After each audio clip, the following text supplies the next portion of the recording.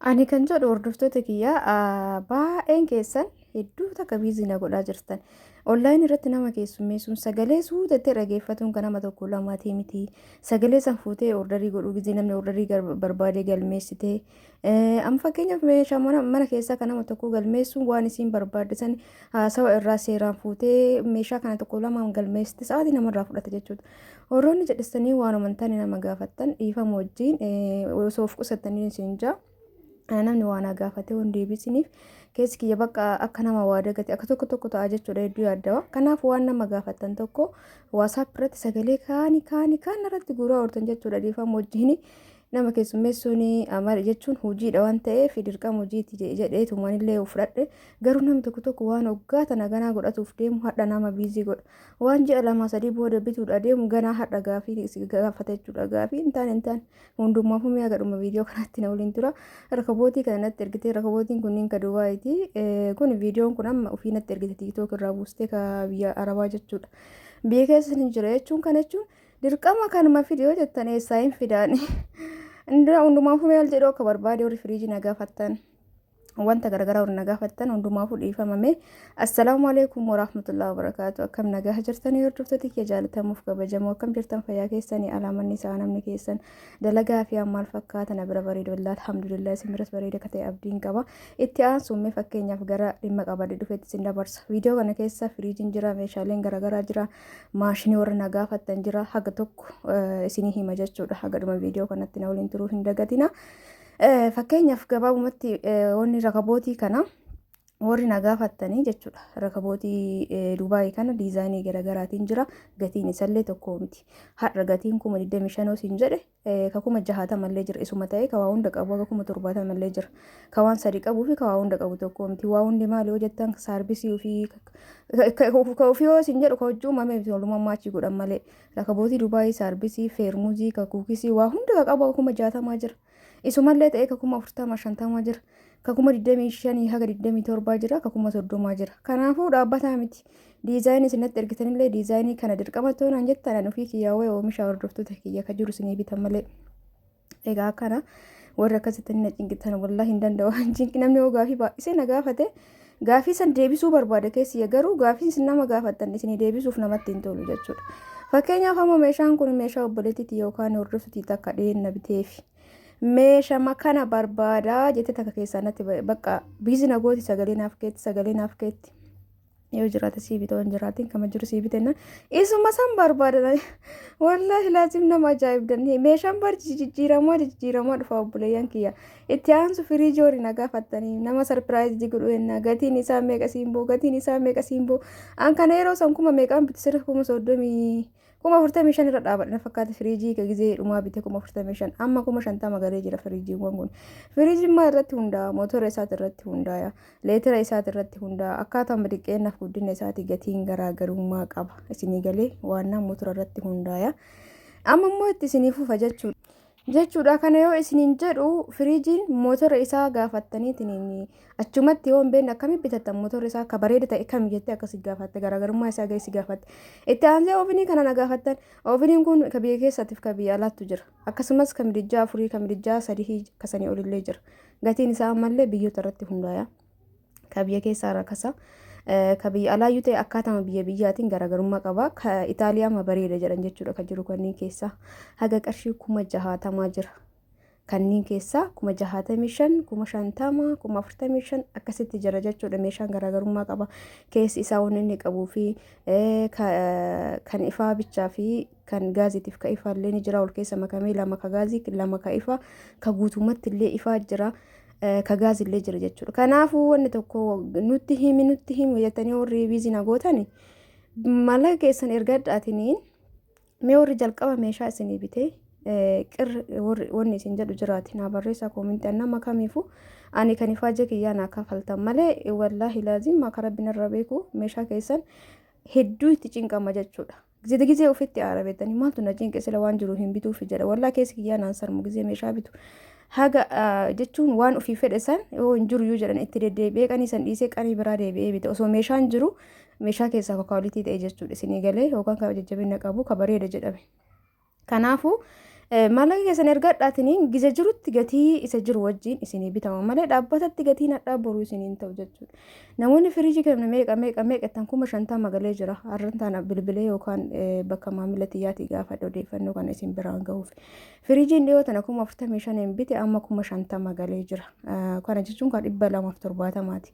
Kan leetira 400tu jira, kan 370tu jira. Gatiin akkasumatti ol siiqaa jechuudha. Firiijiin fakkeenyaaf irra haadha meeshaa tanaa bite kana yeroo sanii yoo dagachuu baadhu 45 immoo gijji jalqaba bite tokko 35 bitee jira, 37 bitee jira. Onnumaafuu firiijii hunda bite dhiqoo ture. Yeroo sani kadhumaan yaadadha. Kana ta'ee kan biraa ta'een beeku viidiyoo kana maaliif irratti dhe namoonni fakkeenyaaf meeshaa kana nuu bitii jettanii natti ergitan viidiyoo mikii kana sheerii natti as gootan. Meeshaa kana yeroo sanitti bite malee amma meeshaan jijjiiramaa dhufuu danda'a jechuudha. Televiziinii tokkichaa miti kan jiru biraandii garagaraattu jira. Inchii garagaraattu jira. Gatiin isaa asirratti hundaa'a. Tokkoffaa televiziinii gatiin gadi bu'u qarshii 17,018 illee ni jira. Abbaan 32 garuu meeshaa kwaalitii ta'ee fi meeshaan gatiin qannasu tokko miti ni jira. Garaagarummaa qarshii 4,500 ta'uu danda'a. Wanna bareeda bitatuun bareedaadha. Kanaafuu wanni guddaan dubbachuuf viidiyoo kanallee as keessa gaggalchaa jiruu fi wanni tokko waan darbee ka amma bite kana boru bituu dhabuu danda'a. Ka fooyya'ee dhufuu danda'a. Meeshaan jijjiiramaa dhufa akka akkas jettanii biizii nama gootan. Yoon sagalee isin jalaa dhiisi immoo sila simboo maal taate uummataaf bittaa maaliif ana jalaa deebisuu dida meeshaa kanuma barbaada. Meeshaan kun gatii meeqa fixe yoo san gatii anama ji'a 2 dura bitee olii galatti isaa basaa amma yoo sitti akkas hin dhufu. Kanaafuu maaf na ifaa jestanii obboleeyyan kiyya. Itti aansuun immoo asumaan hagana yoo isin jedhe warri meeshaa na gaafattan jechuudha hundi keessanuu. Viidiyoo kana meeshaa mana wayii mattaruuf dheeraa deemee waraabe baay'ee natti tole otteewwan maashaallah baay'ee namatti tola. Ottee kana keessa tokko bitadhee galee achumaan ittiin bu'aaraa isin jechuu barbaadeeti. Warri firiijii na gaafattan 50,000 leetirri 270 50,000 seenee jira. Garuu wanni motorri isaa hagas mara humna hin qabne haga qarshii 46 45 illee jira akkuma duraatiin. Motora isaatti bareedaa akka ta'e 50,000 leetirri sanii olii haga 55 illee ni jira. Haga 60 70 ni jira firiijiin guddaa yoo barbaadan jechuudha. Kanaafuu akkasitti olaa hubannu.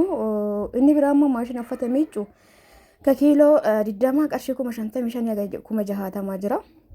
55 haga 60 jidduutti ka kiiloo 14 immoo haga 45 haga 50 jidduu jira jechuudha. Odeeffannoo kana amma bilbilee gaafadhe sunillee meeshaa irratti hundaa'e wanni isin beekuu qabdan meeshaa irratti hundaa'e jechuudha. Kan qannasu jiraatu danda'a akka sanii ol dabalu jiraatu danda'a jechuudha. Egaa akkan isin jaa hordoftoota kiyyaa akkuma abdiin qaba. Wanni guddaan isin jedhu ani parsantiidhaan dalaga. Namni tokko nasaa tolaa miti gad dalagu asumaan illee wanni isin hubachiisuu barbaadu. Namni meeshaa nama bitattanii eega namni meeshaa isin biteen booda macadhistan namni tola nama dalagu ni jira sa'aatii kana. Ifaajeen jechuun YouTube irratti kan dalagnuuf hojii jenneeti. Kanaafuu sanillee gizee na salphachiisa namaan akkas jedhee indee jechuun bakka ni beekan jedheeti ni yaada. Eegas booda immoo namni kacadhisu jira meeshaa si bichisiifatee jechuudha. Gara kiyyaani garmalee garaa laafulleen dhiqoo nama miidha. Hundumaafuu namni meeshaa jettani waa'ee waliigaltee jalqaba haasa'uu dirqamaadha. Kanaaf an parsantiin dalaga. Namoota meeshaa isinii bite akkasitti yaada keessa galchaan isiniin jaa wanni tola hojjetan hin jiru. Tola hojjetu osoo hin taane nama tokko maallaqa kafaltanii meeshaan keessan sun haala bareedaa ta'een isinii qophaa'ee mana isinii hooga'e akka waan tola isinii dalaganiiti jechuudha. Yeroo ammaa kanatti yeroo ulfaataa kana keessatti jechuudha hordoftoota kiyya.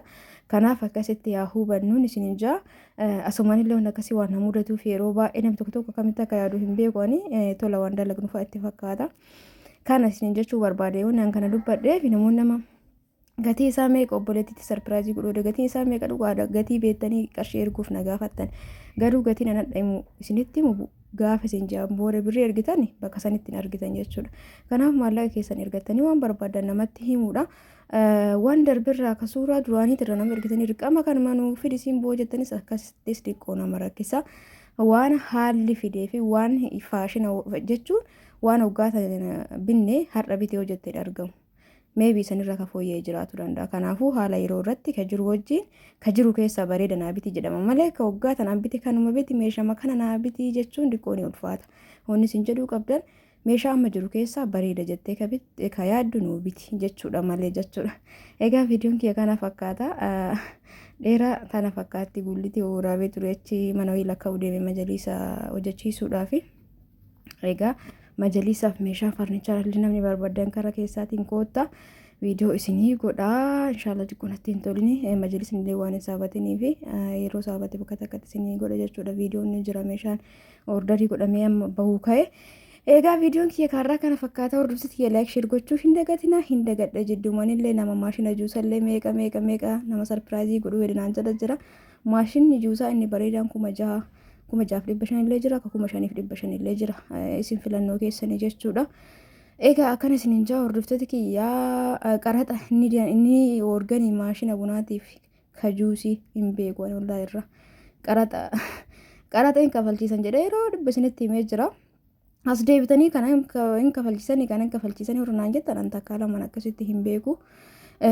Garuu maashinni achi jiru asillee hima jira asillee bitachuu dandeettanii lakkitti kafalaa jettan bitachuu dandeettan achillee hundumaafuu laayikii godhaa guyyaa gaarii keessa naa oolaa ittiin booharaa isinin jaa viidiyoo kiyya laayik sheer gochuun hin dagatina. Warri jaalattanii feetanii na daawwattan illee isin jaaladha isin kabaja rabbiin isin haa jaalatu isinin jedha nagahan na oolaa baay'ee.